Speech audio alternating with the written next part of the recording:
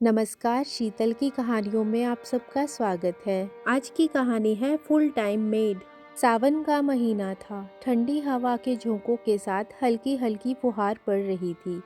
लक्ष्मी जी घर की बालकनी में बैठी हुई थी। थोड़ी देर पहले ही सबके लिए खाना बनाकर आई थी। उसी समय उनकी पोती निधि दौड़ती हुई उनके पास आई और बोली, दादी, बहुत भूख लगी है, खाना दो ना। लक्ष्मी जी तुरंत रसोई घर में गई और अपनी पोती के लिए दाल चावल डालकर ले आई और बड़े प्यार से उसे खिलाने लगी। तभी उनकी बहू कविता आई और बोली, माँ जी, मैं पास में ही अपनी सहेली सुमन के घर किटी पार्टी में जा रही हूँ। कविता के इतना कहने की देर थी कि उसकी बेटी निधि भी साथ जाने की जिद करने लगी। तो कविता ने अपने मोबाइल में गेम लगाकर निधि के हाथ में मोबाइल थमा दिया और बोली, माँ जी, मुझे आने में देर हो जाएगी, इसलिए रात का खाना भी बनाकर रखना। लक्ष्मी जी अपनी सहमति या असहमति जताती उससे पहले ही कविता दरवाज़ा बंद करके चली गई। ठंडी हवा के झोंके लक्ष्मी जी के दिल को लुभा रहे थे। अचानक बारिश तेज हो गई। वे सोचने लगी, कितना पसंद था मुझे यह बारिश का मौसम। इस मौसम में निधि के दादाजी के साथ बैठकर गरम गरम चाय और पकोड़ों का मज़ा लेना कितना अच्छा लगता था। कितना कुछ बदल जाता है उम्र के साथ साथ। अब तो अपनी नापसंद या पसंद कुछ है ही नहीं। थोड़ी ही देर में कॉलोनी के सारे बच्चे बारिश का आनंद उठाने आ गए। दादी, मुझे भी कागज़ की नाव बनानी है। खाना खाने के बाद निधि बोली और झट से मोबाइल अपनी दादी की गोद में रखा और बारिश का आनंद उठाने के लिए दौड़ गई। लक्ष्मी जी की गोद से मोबाइल फिसल कर नीचे गिरने ही लगा था। उसी समय बड़ी मुश्किल से उन्होंने मोबाइल को लपका। कई बार हाथ से छूटते छूटते बचा। बार बार स्क्रीन पर उंगलियों के स्पर्श से मोबाइल का रिकॉर्ड कॉल का प्ले सिस्टम ऑन हो गया। बारिश की आवाज़ के बावजूद रिकॉर्डिंग कॉल पूरी स्पष्टता के साथ गूंज रही थी। हेलो मुस्कान, कैसी हो? कल का अपना किटी का प्रोग्राम तो कंफर्म है ना? अरे क्या बताऊं, कविता जब से मेरा मुन्ना चलना सीखा है तब से मैं एक मिनट भी फ्री नहीं होती हूँ। सुबह नौकरी पर जाती हूँ तो उसको क्रश में छोड़ कर जाती हूँ। अब उसे छोड़कर बाजार जाना या पार्टी के लिए जाना तो मेरे लिए बहुत मुश्किल हो जाता है। मैं कैसे मैनेज करूँ, समझ नहीं आता। कविता की सहेली ने कहा तो कविता बोली, लो, इसमें कौन सी बड़ी बात है, ससुराल से बुलवा लो अपनी सास को। कविता के इतने कहने पर उसकी सहेली ने हंसते हुए कहा, अरे कविता, हर कोई तुम्हारी तरह खुशकिस्मत नहीं होता। तुम्हारा क्या है, मेड जैसी सास मिल गई है तुम्हें। मुश्किल से 2 रोटियां खाती होगी, बदले में तुम्हारे पूरे घर का काम करती है। तुम्हें तो बने बनाए पकवान मिल जाते हैं, बच्चों को भी देख लेती हैं और साफ सफाई की भी कोई टेंशन नहीं। इतना तो कोई मेड भी नहीं करती होगी। ऊपर से सैलरी देना तो दूर, उसने तो तुम लोगों को अपनी पेंशन से मौज करा रखी है। फिर कविता जोर से हंसकर ठहाका लगाते हुए बोली, यह बात तो है मुस्कान, और जब माँ जी जेठ जी के घर चली जाती हैं तब तो मुझे भी बड़ी मुश्किल होती है। सब कुछ मैनेज करने में पसीने छूट जाते हैं। तो फिर तुम कैसे संभालती हो? सहेली ने पूछा तो कविता बोली, उस दौरान तो 2 मेड लगानी पड़ती हैं, एक साफ सफाई करने के लिए और दूसरी खाना बनाने के लिए। भला मुझसे कहाँ होता है इतना काम। और बस सासू माँ के आने से पहले मेड की छुट्टी कर देती हूँ। 2-2 मेड का खर्चा भी तो बहुत होता है। आकर सासू माँ तो संभाल ही लेती हैं सारा काम। फिर खिलखिलाकर हंसते हुए बोली, मेरा बस चले तो कभी ऐसी फुल टाइम मेड यानी कि अपनी सास को जाने ही ना दूं। पर दोनों भाइयों में यह तय हुआ था कि माँ जी 6 महीने मेरे पास रहेंगी और 6 महीने जेठानी के पास। आखिर वहाँ भी तो काम वाली बाइयों की दिक्कत रहती है, इसलिए जेठानी का भी दिल नहीं करता सास को वापस भेजने का। अच्छा, कल किटी पार्टी का प्रोग्राम कैंसिल नहीं होना चाहिए, खूब मस्ती करेंगे। अब फ़ोन रखती हूँ। रिकॉर्डिंग बंद हो चुकी थी और बारिश भी। चारों तरफ शांति थी, लेकिन लक्ष्मी जी के दिमाग में विचारों का तूफान उत्पात मचाने लगा। अपने बारे में अपनी बहू के ऐसे विचार सुनकर वह अंदर तक आहत हो चुकी थी। उनकी आंखों से एकाएक आंसू झरने लगे। अभी तो 1 वर्ष पहले ही 65 वर्ष की उम्र में उनके पति का देहांत हुआ था। एक रात को हृदयघात आया और डॉक्टर के पास ले जाने से पहले ही दुनिया से चल बसे। सरकारी नौकरी में ऊंचे पद पर थे और सेवानिवृत्त होने के बाद बहुत अच्छी पेंशन पा रहे थे और पति की मृत्यु के बाद लक्ष्मी जी को भी बहुत अच्छी पेंशन मिल रही थी। 2 बेटे थे, अनिल और सुनील। छोटा बेटा सुनील दिल्ली में रहता था, जबकि बड़े बेटे अनिल की नौकरी चंडीगढ़ में थी। दोनों बहुएं स्कूल में नौकरी करती थी। किसी चीज़ की कोई कमी नहीं थी। पुरखों की खूब जमीन जायदाद थी। गांव में उनका बड़ा सा 2 मंजिला आलीशान मकान था। पिता की रिटायरमेंट के बाद बड़े बेटे अनिल ने अपने माँ बाबूजी से कहा, बाबूजी, अब रिटायरमेंट के बाद आप गांव में बिल्कुल नहीं रहेंगे, आप मेरे साथ चंडीगढ़ में चलिए। तो छोटे बेटे सुनील ने भी जिद की, नहीं माँ बाबूजी मेरे साथ दिल्ली में रहेंगे। अपने बच्चों के ऐसे मान मुनहार देखकर हम लोग फूले नहीं समा रहे थे। फिर पतिदेव समझाते हुए कहने लगे, नहीं बेटा, जब हम दोनों की जोड़ी सलामत है, हमें यहीं रहने दो गांव में। इस गांव में एक एक चप्पे के साथ अपनापन महसूस होता है। सभी लोग अपने लगते हैं। अजनबी शहर में अजनबी लोगों के बीच ना जाने कुछ अच्छा लगेगा या नहीं। हम दोनों में से कोई एक भगवान को प्यारा हो गया तो तुम दूसरे को ले जाना। अपने पति की इन बातों पर कितना गुस्सा करती थी मैं उन्हें, पर वह हमेशा यही कहते थे कि श्रीमती जी, इस दुनिया को छोड़कर पहले तो मैं ही जाऊंगा। और यही ठीक है। एक औरत बिना पति के भी घर में अपनी जगह बना लेती है, लेकिन पत्नी के बिना पति का कोई महत्व नहीं होता। विधवा औरत की तो घरेलू उपयोगिता होती है और सभी कामों में मदद कर देती है, पोते पोतियों को संभालती है, सहनशील भी होती है, जबकि पत्नी के बिना बूढ़ा पति घर वालों पर बोझ हो जाता है। घर वालों को उसके खाने पीने और बीमारी का ध्यान रखना पड़ता है। सास तो बहू के बोझ को कम करती है, जबकि ससुर बढ़ा देता है। कितना अनुभव था उन्हें दुनियादारी का। अतीत के पन्ने पलटते पलटते लक्ष्मी जी की आंखें भर आई। बारिश कब से खत्म हो चुकी थी। आसमान के बादल छट चुके थे। लक्ष्मी जी पर सूरज की तेज किरणें पड़ रही थी, लेकिन आज वे इतनी आहत हो चुकी थी कि उन्हें इस बात का ख्याल ही नहीं रहा कि वो बारिश से नहीं, पसीने से भीग रही हैं। तभी एक प्यारी सी आवाज़ उनके कानों में पड़ी, दादी, क्या हुआ? आप रो क्यों रहे हो? नन्ही निधि अपने छोटे छोटे गोल मटोल हाथों से अपनी दादी के आंसू साफ करने लगी और अपनी दादी का हाथ पकड़कर अंदर की ओर ले गई। अंदर आए अभी 2 मिनट ही हुए थे कि डोरबेल बजी। दरवाज़ा खोलकर देखा तो पड़ोस में ही रहने वाली सुनैना जी थी, जिनके साथ लक्ष्मी जी कभी कभार मंदिर चली जाया करती थी। यहाँ आने के बाद लक्ष्मी जी की सुनैना जी के साथ काफ़ी अच्छी जान पहचान हो गई थी। वे दोनों हम उम्र थी और सहेलियों की तरह एक दूसरे के साथ सुख दुख बांटती थी। सुनैना जी की कोई औलाद नहीं थी और पति का देहांत 10 वर्ष पूर्व ही हो चुका था, इसलिए वह अकेले ही रहती थी। अपना अकेलापन दूर करने के लिए कभी कभार लक्ष्मी जी के पास बतियाने के लिए आ जाती थी। अरे लक्ष्मी बहन, तुम चल रही हो ना? अपने बाके बिहारी मंदिर से 10 दिनों के लिए वृंदावन की तीर्थ यात्रा जा रही है। सत्संग मंडली की सभी औरतें जाने की तैयारी में हैं।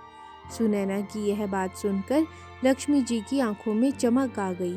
सोचने लगी, दिल तो बहुत है जाने का, एक बार तो बाके बिहारी के दर्शन करके आऊं। सारी उम्र हो गई जिम्मेदारियां निभाते निभाते, अगर अब जाने का मौका मिल रहा है तो हर्ज ही क्या है। सोचते सोचते अचानक बोल उठी, ठीक है बहन जी, जैसे ही बेटा घर पर आएगा तो बहू बेटा दोनों से बात कर लूँगी, लक्ष्मी जी ने कहा और अपनी सहेली के लिए चाय बनाकर ले आई। चाय की चुस्कियाँ लेकर अपना हालचाल बांटकर सुनैना जी चली गई। अपनी सहेली से बातें करके लक्ष्मी जी को अब अच्छा महसूस हो रहा था। सुनैना जी अभी गेट से बाहर निकली ही थी कि लक्ष्मी जी की बहू कविता पहुंच गई और सुनैना जी को तिरछी निगाहों से देखती हुई ऊपर चली गई। कविता को सुनैना जी कुछ खास पसंद नहीं थी, क्योंकि उसके विचारों में सुनैना जी के पास तो कोई काम धंधा था नहीं, ऊपर से वह उसकी सास को भी बातों में लगा देती थी और सारा काम ज्यों का त्यों ही रह जाता था। कविता के घर पहुंचने के साथ ही उसका पति सुनील भी ऑफिस से घर लौट आया। जब सुनील फ्रेश होकर आया तो लक्ष्मी जी ने अपने बेटे से कहा, बेटा, हमारी सत्संग मंडली की सभी औरतें 10 दिन की वृंदावन की यात्रा पर जा रही हैं। पड़ोस में रहने वाली सुनैना जी ने बताया तो मेरा भी दिल किया कि मैं वृंदावन की यात्रा पर जाऊं। माँ, यह क्या बात हुई? अगर 10 दिन के लिए आप चली जाएंगी तो हम पीछे से कैसे मैनेज करेंगे? लक्ष्मी जी के जाने की बात पर सुनील ने गुस्से में कहा। तो इतनी बात सुनते ही कविता भी भड़क उठी। मैं जानती थी यह सुनैना आंटी को और कोई काम तो है नहीं, बस फ्री होकर चल पड़ती हैं दूसरों के घरों में। मुझे तो यह समझ नहीं आती कि उन्हें खुद कहीं जाना है तो जाएं, हमारा काम क्यों बिगाड़ने आ जाती हैं। तभी सुनील बोला, बिल्कुल ठीक कह रही हो कविता, अपनी मंडली की सहेलियों से थोड़ा दूर ही रहा कीजिए। अरे घर की भी कुछ जिम्मेवारियां होती हैं या नहीं?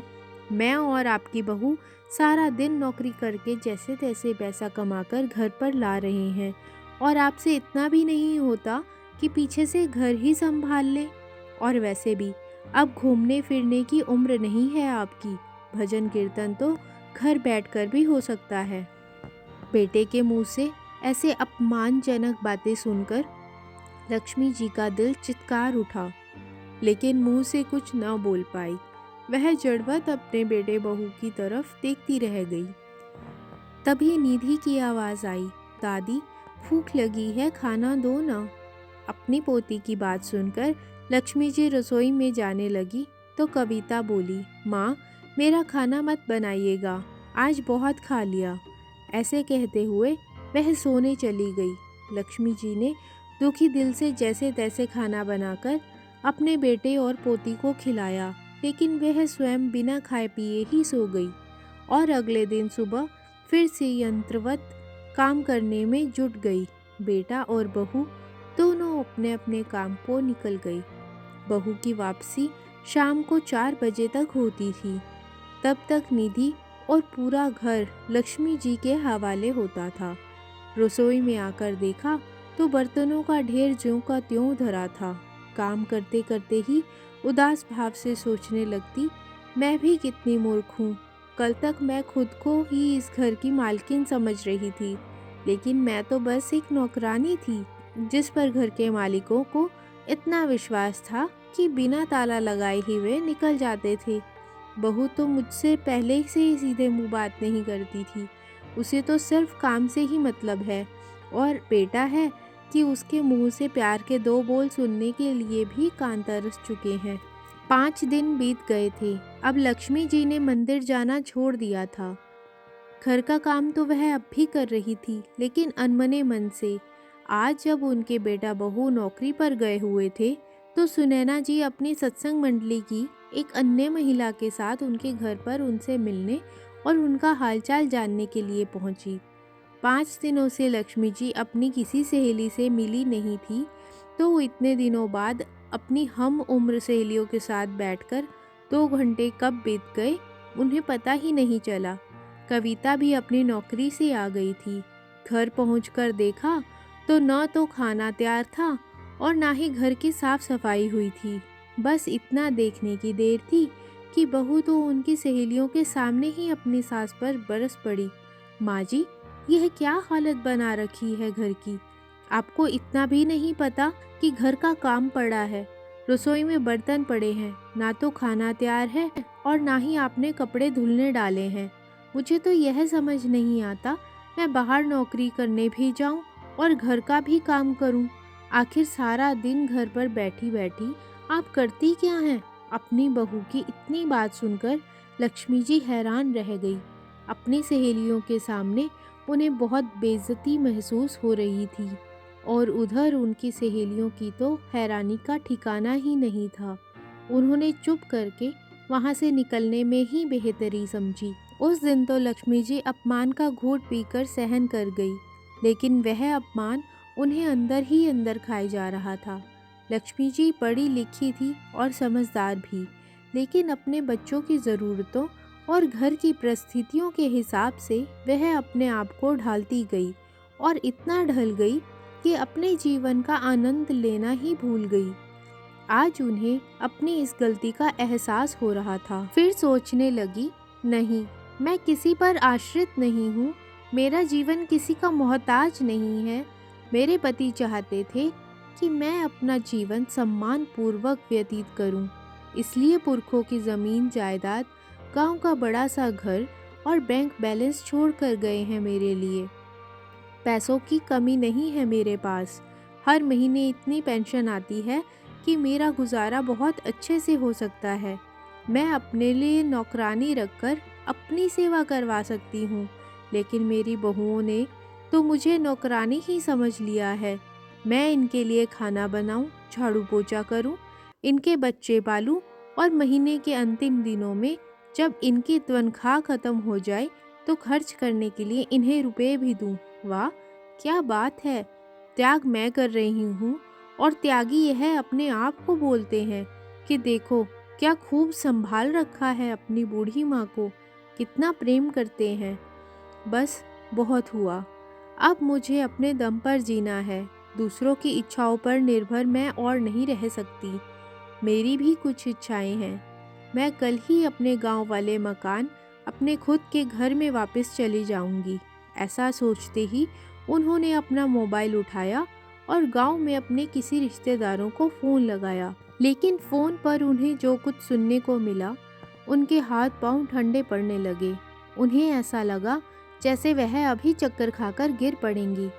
उनके बेटों ने गांव का पुश्तैनी मकान बिना उनकी जानकारी के बेच दिया था, लेकिन फिर खुद को संभालते हुए बोली, मेरे पास अब भी बहुत कुछ है जिसे बेचकर मैं फिर से अपना आशियाना बना सकती हूँ। ऐसा सोचते हुए लक्ष्मी जी ने अपने गांव की ज़मीन बेचने के लिए गांव के एक प्रॉपर्टी डीलर को फ़ोन किया, लेकिन पता चला कि उनके बेटों ने गांव की सारी ज़मीनें भी बेच दी थी। पता करवाया तो बैंक अकाउंट भी खाली था। उन्होंने सारी एफडी को मैच्योर होने से पहले ही कैश करवा लिया था। लॉकर में पड़े गहने भी गायब थे। हे भगवान, कितने बड़े भ्रम में जी रही थी मैं कि मेरे दो दो बेटे हैं, लेकिन पता तो अब चला कि दोनों में से एक भी मेरा अपना नहीं था। अब समझ आया कि दोनों ने दिल्ली और चंडीगढ़ में इतनी जल्दी इतने आलीशान फ्लैट कैसे ले लिए, कैसे इतनी महंगी महंगी गाड़ियाँ खरीद ली। जिसे मैं अपने बच्चों की तरक्की समझ रही थी, वह तो उनका धोखा था, फरेब था अपनी माँ से। लक्ष्मी जी की आंखों में आंसू भर आए और दिमाग में विचारों का तूफान उठ रहा था। वे जोर जोर से रोना चाहती थी, लेकिन अपनी पीड़ा को दिल के किसी कोने में दबाकर उन्होंने चंडीगढ़ में रहने वाले अपने बेटे को फ़ोन किया और उसे जल्द से जल्द दिल्ली आने को कहा। अगले दिन सुबह सुबह उनका बड़ा बेटा अनिल अपनी पत्नी के साथ उनके पास पहुंचा। लक्ष्मी जी ने भी कभी रोते हुए तो कभी सुबकते हुए इस सारे विषय में जानकारी मांगी, तो अनिल ने कहा, माँ, इतनी छोटी सी बात का इतना बड़ा इशू बनाने की क्या ज़रूरत है? पहले या बाद में वह संपत्ति तो हमारी ही थी। इस पर सुनील बोला, हाँ भैया सही कह रहे हैं, और वैसे भी हमने आपके धन को बर्बाद नहीं किया, अपना अपना मकान ही खरीदा है। और फिर आपको भी मालूम है कि हमें वहाँ जाकर तो रहना नहीं था, तो फिर आज बेचते या कल, उससे क्या फ़र्क पड़ता है? फ़र्क पड़ता है बेटा, आज और कल में बहुत फ़र्क पड़ता है। वक्त से पहले किया गया कोई काम अच्छा नहीं होता। मेरी मृत्यु के बाद मेरे इस शरीर को तुम जलाओगे, तभी अंतिम संस्कार कहलाएगा। लेकिन यदि आज मेरे जीते जी ही जला दिया तो उसे हत्या कहा जाएगा। खैर, जैसे तैसे लक्ष्मी जी ने अपने दिल को समझाया और दिन गुजारने लगी, और कोई विकल्प भी नहीं था। अभी मुश्किल से 6-7 दिन ही बीते थे कि एक दिन रविवार को कविता ने अपनी सासू माँ से कहा, माँ जी, आज किटी पार्टी की मेज़बानी की बारी मेरी है, तो आज चाय कॉफ़ी के साथ अच्छे से स्नैक्स बना दीजिएगा और मेरी सहेलियों के फेवरेट समोसे बनाना तो बिल्कुल मत भूलिएगा। इतना कहकर कविता अपने पति के साथ बाजार के लिए निकल गई। रसोई में सब्जी बनाते हुए लक्ष्मी जी विचारों के भंवर में डूबती जा रही थी। उनका दिमाग घंटों तक उधेड़-बुन में लगा रहा। यह तो उपयोगिता है मेरी इस घर में। दिन भर काम करो, बच्चे पालो, फिर भी घर में नौकरानी की हैसियत से रहो। लेकिन अब बहुत हो चुका। अब समय आ गया है ये बताने का कि मैं उनकी सास हूँ, कोई मुफ्त की नौकरानी नहीं। दोपहर बाद जब कविता घर वापस लौटी तो देखा सासू माँ नई साड़ी पहनकर तैयार खड़ी थी। मन में सोचा, मेरी सहेलियाँ आएंगी, शायद उन्हें दिखाने के लिए ही सासू माँ ने आज बढ़िया साड़ी पहनी है। अच्छा है, सोचते हुए वो किचन में पार्टी की तैयारियों का जायजा लेने गई, लेकिन यह क्या, किचन में तो खाना तैयार ही नहीं था। तेज कदमों से चलकर अपनी सासू माँ के पास आई। माँ जी, यह क्या, आपने तो कुछ बनाया ही नहीं। मेरी सहेलियाँ भी आती ही होंगी, घर बैठकर क्या कर रही थी आप? बहू, तुम शायद भूल रही हो कि मेरी अपनी भी कोई जिंदगी है। मुझे सत्संग जाने के लिए देर हो रही है, मैं चलती हूँ। आप ऐसा कैसे कर सकती हैं मेरे साथ? अगर आप एक दिन सत्संग नहीं जाएंगी तो आसमान नहीं टूट पड़ेगा। कविता चिल्लाने लगी तो लक्ष्मी जी ने कहा, बहू, तमीज से बात करो, मैं तुम्हारी सास हूँ, तनख्वाह लेकर काम करने वाली कोई नौकरानी नहीं। उसी समय सुनील अपनी गाड़ी पार्क करके घर में घुसा तो अपनी माँ के मुंह से यह बात सुनकर गुस्से में आ गया। माँ, आप यह कैसे बात कर रही हैं कविता के साथ? अच्छा, मेरी बातें तुम्हें बहुत बुरी लगी, लेकिन जो तुमने मेरे साथ किया है उसका क्या? और बहू जिस तरह से मेरे साथ बात करती है उसमें तुम्हें कुछ गलत नहीं लगता? बहू की सहेलियां आ जाएं तो मैं चाय नाश्ता बनाऊं, आए दिन कहीं ना कहीं घूमने निकल जाते हो तो घर की चौकीदारी करूं, काम वाली बाई, और मुझ में तो कोई फर्क ही नहीं छोड़ा तुम लोगों ने। बाई भी यही सब कुछ करती है जो मुझसे करवाया जाता है, लेकिन एक फ़र्क है, बाई तो तनख्वाह लेती है और उसको माजी ना कहकर नाम से बुलाते हो तुम लोग। उसके 100 नखरे भी सहन करते हो, लेकिन मैं तो माँ हूँ ना, मेरी इच्छा तुम्हारे लिए कोई मायने नहीं रखती। 60 वर्ष की उम्र में बीमारियों से अछूती तो मैं भी नहीं हूँ, लेकिन ना जाने क्यों किसी को महसूस नहीं होता कि यह बुढ़िया भी कभी थकती होगी। मेरे हाथ पांव चलते थे, इसलिए मुझे रखे हुए थे तुम लोग। यदि मैं लाचार होती तो कब से ओल्ड एज होम भेज देते मुझे। बेटा, इंसान बूढ़ा हो जाता है तो क्या उसकी कोई ख्वाहिश ही नहीं रह जाती? हमने ऐसा कब कहा माँ? सुनील बोला तो लक्ष्मी जी ने कहा, अपनी उम्र का तो लिहाज करो। तुम्हारे इस एक वाक्य ने मेरी जिंदगी के मायने ही खत्म कर दिए। आए दिन तुम लोग रेस्टोरेंट में खाना खाने जाते हो, बहू अपनी सहेलियों के साथ शॉपिंग पर जाती है, किटी पार्टी में जाती है। दिल तो मेरा भी करता है ना आधुनिक जीवन जीने का, लेकिन केवल तुम्हारे इस एक वाक्य के डर से मैंने अपने जीवन को केवल घर तक ही सीमित कर दिया। क्या आधुनिक जीवन जीने के लिए मुझे फिर से जन्म लेना होगा? क्या इसी जीवन में इस समाज के लोग दकियानूसी विचारों से मुक्ति नहीं पा सकते? यदि कोई इस उम्र में बन ठन कर फिरे तो युवा पीढ़ी व्यंग कसते हुए कहती है, बूढ़ी घोड़ी लाल लगाम। क्यों क्यों समाज के लोग बुढ़ापे के चरित्र में गरिमा ढूंढते हैं? क्या चाहती है आज की पीढ़ी? क्या वृद्धावस्था में हम विषाद से घिरे रहें, अपनी बीमारियों का, अपने दुखों का रोना रोते रहें? क्या बुढ़ापे में प्रसन्नता के साथ नहीं जिया जा सकता? क्या अपने शौक पूरे नहीं किए जा सकते? फिर ऐसी बीमार मानसिकता क्यों? मैंने तय कर लिया है, आज के बाद मैं अपनी ज़िंदगी अपने तरीके से जीऊंगी। मेरी जितनी भी पेंशन आएगी उसका उपयोग सिर्फ मैं करूंगी, अपना खर्चा तुम देखो। और यदि तुमने मेरी पेंशन में से एक भी पैसा लिया तो याद रखना, मेरी संपत्ति खियाने के इल्ज़ाम में मैं तुम पर पुलिस केस भी कर सकती हूँ। माँ, आपको क्या हो गया है? आप यह कैसी बातें कर रही हैं? कविता बोली तो लक्ष्मी जी ने कहा, बहू, मैं बिल्कुल ठीक हूँ और असल में तो आज ही मेरा दिमाग ठिकाने पर आया है। कल मुझे 10 दिन के लिए अपनी वृंदावन की यात्रा पर जाना है। तुम अपना इंतज़ाम खुद देख लेना। लेकिन माँ जी, आप ऐसा कैसे कर सकती हैं? एक परिवार में रहते हुए परिवार के सदस्य ही तो एक दूसरे के काम आते हैं।